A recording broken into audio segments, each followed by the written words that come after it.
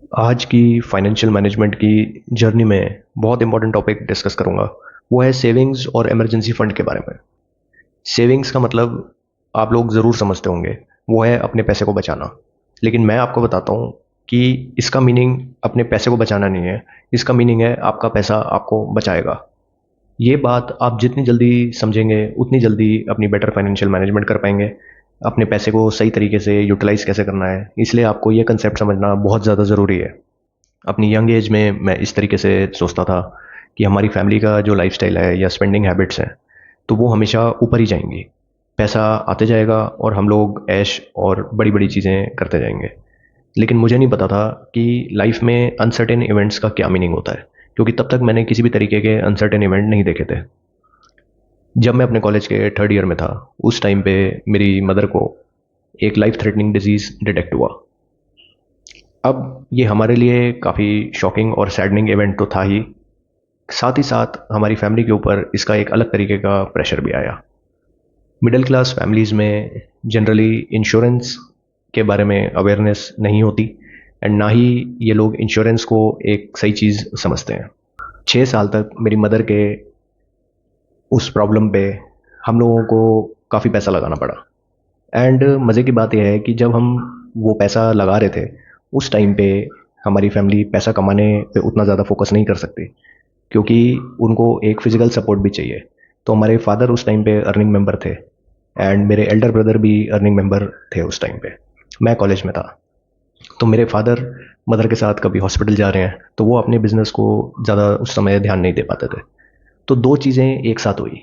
एक तो हम लोगों की फाइनेंशियल इनकम में एक चेंज आया, जहाँ हम एक्स वाई जेड अमाउंट हर महीने लेके आते थे घर में, उस चीज़ में एक चेंज आया, वो रिड्यूस हुई। साथ ही साथ हमें अपनी जेब से काफ़ी ज़्यादा पैसा मदर के ट्रीटमेंट पे लगाना पड़ा। आप ये सोचिए कि इतना अनसर्टेन इवेंट एंड 5-6 साल ये इस तरीके से चला, तो उन 6 ईयर्स की वजह से हमारी फैमिली की फाइनेंशियल पोजीशन काफ़ी पीछे आ गई। एंड मैं सदमे में चला गया कि ऐसा किस तरीके से हो सकता है। उस दिन मुझे एक चीज़ समझ आई थी कि इस समय हमें किसी ने नहीं बचाया, सिर्फ भगवान की कृपा। और जो हमारे फादर ने सेविंग्स करके रखी थी, उन्होंने ही हमें इस सिचुएशन से बाहर निकलने में हेल्प करी। तो मैं सपोज़ करता हूँ कि मेरी वीडियो सैलरीड लोग देखते हैं, एंड आपने अभी अभी कमाना शुरू किया है, तो ऑफ कोर्स जायज़ सी बात है कि आपके जितने शौक़ होंगे आप उनको पूरे करने में अपने पैसे को खर्चना शुरू करेंगे। बिल्कुल ठीक बात है, आज की डेट पे आपके ऊपर अपने अलावा किसी की ज़िम्मेदारी नहीं है। आपको अपने घूमने फिरने और खाने पीने पे ही पैसे खर्चने हैं। ना आपको घर पे पैसा देना है, ना किराया देना है, ना आप मैरिड हो, ना आपके बच्चे हैं। तो ये तो सबसे बेस्ट मौका है अपनी सेविंग्स करने का। आप सोचो, जब आपके ऊपर 10 तरीके की रिस्पॉन्सिबिलिटीज़ होंगी, उस टाइम पे अपने पैसे को बचाना, और जब आप बिल्कुल किसी की रिस्पॉन्सिबिलिटी आपके ऊपर नहीं है, उस टाइम पे अपने पैसे को बचाने में बहुत अंतर है। आप जितने भी पैसे कमा रहे हो, चाहे आपकी स्टार्टिंग सैलरी 20,000, 25,000, 30,000, 50,000, कोई भी अमाउंट होए, आपको आज ही से सेविंग्स की हैबिट डालनी है। सेविंग्स के लिए मार्केट में बहुत सारे मीडियम्स हैं। सबसे इजी तो बैंक एफडी है, तो उसको भी मैं रेकमेंड करता हूँ। ऐसा नहीं है कि आप इंटरनेट पे ये बातें सुनेंगे कि एफडी में तो कोई इंटरेस्ट नहीं मिलता वगैरह वगैरह, लेकिन एफडी में जो बेनिफिट है वो है कि वो पैसा एक जगह लॉक हो जाता है एंड आपसे वो बचा रहता है।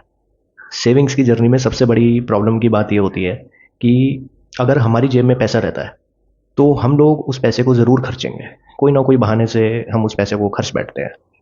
तो एफडी करने से आप अपने पैसे को अपने आप से बचा लेते हैं, एंड बाद में ये पैसा आप ही को बचाएगा। सपोज़ करते हैं कि आपकी मंथली इनकम 25,000 है। इस हिसाब से आप साल में 3 लाख रुपए कमाते हैं। एंड अगर आपकी इतनी इनकम है, तो मेरा ये मानना है इस टाइम तक आपकी मैरिज भी नहीं हुई होगी, ना ही आपको कोई अपना घर की ईएमआई देनी है, ना आपने कोई कार ली होगी, ना ही आपके पेरेंट्स आपके ऊपर कोई ऐसा प्रेशर क्रिएट करेंगे। तो अपनी सैलरी का एक मेजर पोर्शन आप सेव करेंगे। 25,000 में से आप अपने लिए 10,000 रखिए, 15,000 को आप सेव करिए। इस काम में आपको 2 साल लगेंगे। जैसे ही आपका ये 3 लाख रुपए का कॉर्पस आपके बैंक में इकट्ठा होगा, आप मेरा यकीन मानो कि आप इतना मेंटली सिक्योर फील करोगे। आपके अकाउंट में 3 लाख रुपए तो जमा हो ही चुके होंगे, साथ ही साथ 2 साल में आप किसी ना किसी तरीके का इंक्रीमेंट भी अपनी जॉब में ले चुके होंगे। ऐसे समझो कि किसी ने अपनी नई जॉब स्टार्ट करी है, तो वो 2 साल के अंदर अपनी सेविंग में 3 लाख रुपए इकट्ठे कर ले, जो कि बिल्कुल पॉसिबल है। बस उसे किसी तरीके की ईएमआई या लोन्स के ट्रैप में स्टार्टिंग में तो नहीं फंसना। मैं चाहता हूँ जितने यंग लोग मेरी बात को सुनते हैं, वो लोग फाइनेंशियल मैनेजमेंट को बहुत सीरियसली लें। एंड एक बार आप अपने इमरजेंसी फंड को अपने बैंक अकाउंट में क्रिएट करके देखो। मैं आपसे बता रहा हूँ कि आप इतना सिक्योर और मेंटली फ्री फील करोगे। ये पैसा आपके बैंक में हमेशा ग्रो करेगा, इसमें आप हमेशा ऐड करते रहोगे। 5-10 साल में ये कई लैक्स में एक इमरजेंसी फंड आपका क्रिएट हो जाएगा। आगे की लाइफ की अनसर्टेनिटीज़ इतनी ज़्यादा हैं, खास करके इंडियन इकोनॉमी में, या जिस तरीके के टाइम चल रहे हैं, किसी भी तरीके की health problem, family problem, financial problem आ सकती है, जॉब जा सकती है। इन सारी चीज़ों में आप जो प्रेशर या टेंशन में आएंगे, उसके लिए ये वाला पैसा है। इमरजेंसी यानी मुसीबत, उसके लिए इस पैसे को सेव करें और लाइफ में अपनी फाइनेंशियल मैनेजमेंट को बहुत अच्छे से करते हुए आगे बढ़ें।